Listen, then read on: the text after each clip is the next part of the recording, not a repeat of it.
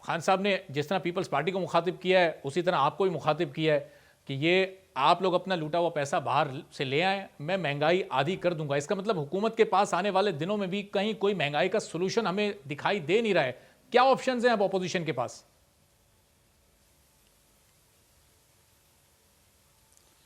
دیکھیں ارباب صاحب، بڑی سمپل بات ہے. آپ بالکل ہم تو بانگے دہل یہ بات کرتے ہیں کہ یہ جو کٹ پتلی حکومت ہے یہ کمپیریزن ہماری حکومت سے کر لے.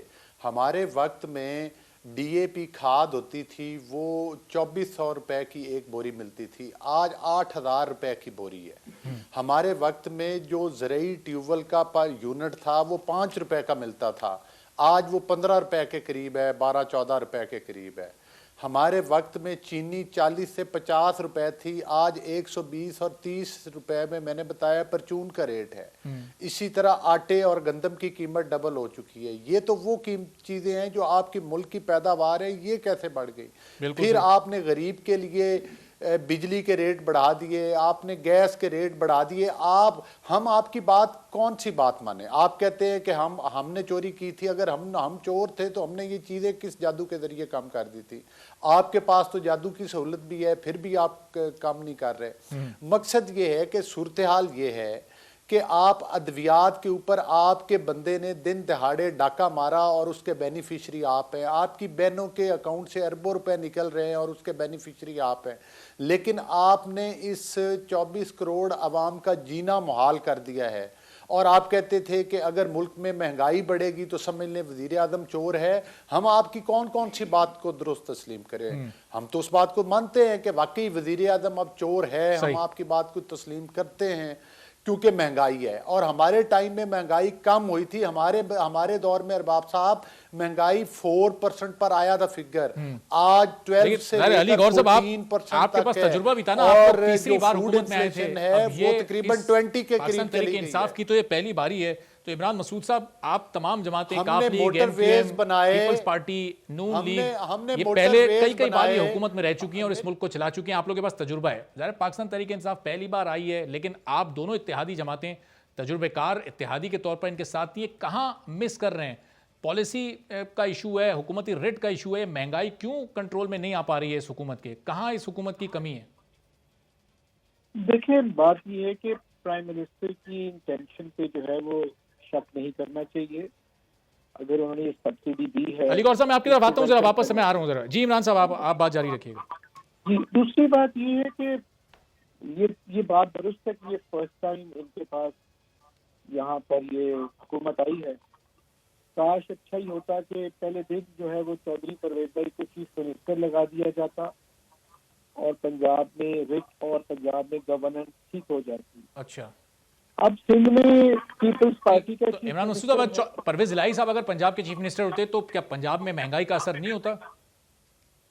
مہنگائی کو مینج کیا جاتا ہے. اچھا، اگر آپ پیٹرول پہ سبسڈی دیتے ہیں، انٹرنیشنل ریٹس کچھ اور ہوتے ہیں، اور یہ تو آپ کی مینجمنٹ ہے، آپ کی فسکل مینجمنٹ ہے کہ آپ کیا محسوس کرتے ہیں اور کس طریقے سے آگے چلتے ہیں. اکثر ہوتا ہے کہ آپ چھوٹے لونز لے کے بڑے لونز کو آپ اتار دیتے ہیں. یہ ڈپینڈ کرتا ہے آپ کی کیا اس میں انٹینشن ہے اور کیا آپ کی ایکسپرٹیز ہے کہ کس طرح فسکل مینجمنٹ کرتے ہیں. اچھا، اب پیپلز پارٹی کے چیف منسٹر سندھ میں ہیں جو اتحادی نہیں ہے، تو وہاں تو مہنگائی نہیں ہوگی. اگر وہاں بھی مہنگائی ہے، پنجاب میں بھی مہنگائی ہے، KPK میں بھی مہنگائی ہے، تو پھر یہ کوئی انٹرنیشنل فینومینا ہے جس سے جو ہے وہ اس کا اثر پڑ رہا ہے. لیکن ایک کریڈٹ آپ ضرور دیں پرائم منسٹر پاکستان کو، وہ کیا؟ کہ انہوں نے اپنے ہی کیبنٹ میں ساتھیوں پہ چینی کی جو انہوں نے، آپ کو یاد ہوگا، انکوائری کی تھی، سبسڈی جو کی تھی، اپنے ہی ساتھیوں پہ انہوں نے پوری انکوائری کی تھی. اور 3-4 کیبنٹ منسٹر جو ہیں پنجاب کے جو PTI کے تھے وہ جیلوں میں گئے تھے. اور پرائم منسٹر کا یہ کہنا ہے کہ چونکہ پرانے حکمرانوں نے لوٹ مار کر کے پیسہ جو ہے وہ باہر لے گئے ہیں اور اس پیسے کو اب واپس لے کر آنا ہے، اور انہوں نے وعدہ بھی کیا کہ وہ پیسہ واپس آ. یہ تو ہم جو ہے وہ چیز کو 3.25 سال تو گزر گئے سر. اگلے لیکن میرے عمران صاحب نزدیک- اگلے 1.5-2 سال بھی ایسا ہمیں لگ نہیں رہا کہ اس ٹینیور میں اس میں سے کوئی 1 روپیہ بھی واپس آ سکے گا. چلیں میں ذرا واپس آپ کی طرف آتا ہوں. رؤوف صدیقی صاحب یہ آپ لوگ جب حکومت کا پارٹ بنے تھے عمران خان نے تو یہ بھی کہا تھا کہ پنجاب کے سب سے بڑے ڈاکو پرویز الہی صاحب ہیں. یہ بھی عمران خان وہ حکومت میں آنے سے پہلے کہا تھا نا, وہ تو پھر بعد میں چیزیں سب معافی تلافی ہو گئی ہوگی.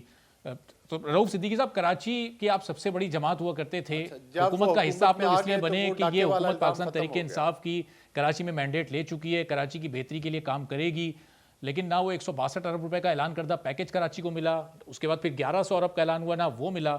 ابھی بھی آپ حکومت کے اتحادی ہیں, تو یہ حکومت کراچی کے حوالے سے اپنے وعدے پورے کر رہی ہے یا مستقبل میں پورے کر سکے گی, اور ایم کیو ایم آخر تک اس کی اتحادی رہے گی؟ انشاءاللہ. یہ پہلی بات تو یہ ہے کہ کراچی سے جو وعدے کیے گئے وہ پورے ہوئے نہیں کیے گئے. میں تو یہ کہہ رہا ہوں پورے پاکستان سے جو وعدے کیے گئے وہ پورے ہوئے یا نہیں ہوئے. عوام تو پریشان ہو گئے ہیں. ایم کیو ایم پاکستان کا تو بڑا واضح موقف ہے کہ عوام کی بہتری کے لیے آپ جو کوششیں کریں گے ہم آپ کے ساتھ ہوں گے. یہ تھوڑی ہو سکتا ہے کہ ایک چیز, یعنی مثال کے طور پہ اگر ہم صرف نظری طور پہ دیکھ لیں بحث مباحثے میں پڑے بغیر, تو یہ نظر آتا ہے کہ نہ کیپیسٹی ہے, نہ ایبیلٹی ہے, نہ سنسریٹی ہے. اگر یہ تینوں چیزوں میں سے کوئی ایک چیز بھی فالو ہو جاتی, آپ پورے پروونس پہ بھی دیکھ لیں, پروونشل گورنمنٹس کو دیکھ لیں اور فیڈرل گورنمنٹ کو بھی دیکھ لیں, کیونکہ وجہ یہ ہے کہ ان باتوں سے پیٹ نہیں بھرتا. گراؤنڈ کے اوپر جو حقائق ہے وہ یہ ہے کہ لوگ بدحال سے بدحال ہو گئے ہیں. اب اس کو سنبھالنے کے لیے آپ کے پاس وقت بھی ہے, اختیار بھی ہے. آپ اب اگر فرض کیجئے کہ نااہل لوگوں کو اگر لگایا جائے, یا مثال کے طور پر جو پروونشل اور فیڈرل گورنمنٹ کی اس وقت جو سننے میں آتا ہے, اللہ ہی بہتر جانتا ہے, کروڑوں روپے کی رشوت لے کے اے سی اور ڈی سی وغیرہ لگتے ہیں. آپ مجھے بتائیے کہ وہ کس طریقے سے پرفارم کریں گے. یعنی کرپشن کی یہ انتہا ہو گئی, مہنگائی تو ایک طرف, دوسری طرف آپ کے صحیح کام ہونے کے لیے یہ تو زبان زد ہے. اس کو آپ ڈھانپیں گے کیسے؟ وہ کون سا کپڑا لائیں گے جس سے یہ ڈھانپ کے آپ یہ اس سے اپنے آپ کو بری ذمہ, جو حکومت ہے وہ بری ذمہ نہیں ہو سکتی. اگر پچھلے لوگوں نے کیا تو ان کے ساتھ بھی آپ کے پاس اختیارات ہیں. کیپیسٹی, ایبیلٹی, سنسیریٹی تو نہیں ہے, لیکن ظاہر اتحادی تو ہے نا, اور اتحادیوں کی بنیاد پر اس وقت یہ حکومت کھڑی ہوئی ہے. اتحادیوں کو تحفظات بھی ہیں, لیکن کہیں کوئی ایسا فیصلہ نہیں ہوتا نظر آتا جو اس حکومت پر پریشر ڈال سکے, اپنی باتوں کو منوائے جا سکے, حالات کو بہتر کیا جا سکے. نہیں جی, ہمارے اتحاد سے کون سی حکومت کھڑی ہے؟ ہمارے چلے جانے سے کون سی چیزیں گر جائیں گی؟ اور اگر گر جائیں گی تو پھر کیا کرنا ہوگا؟ دیکھیے پاکستان اتنے بڑے مہم جوئی کا متحمل اس وقت ہو نہیں سکتا. اب جو صورتحال, آج کی صورتحال پہ جو میں بات کر رہا ہوں کہ اکنامیکل اور پولیٹیکل دونوں ہی چیزیں المیہ کی طرف جا رہی ہیں, کولیپس کی طرف جا رہی ہیں.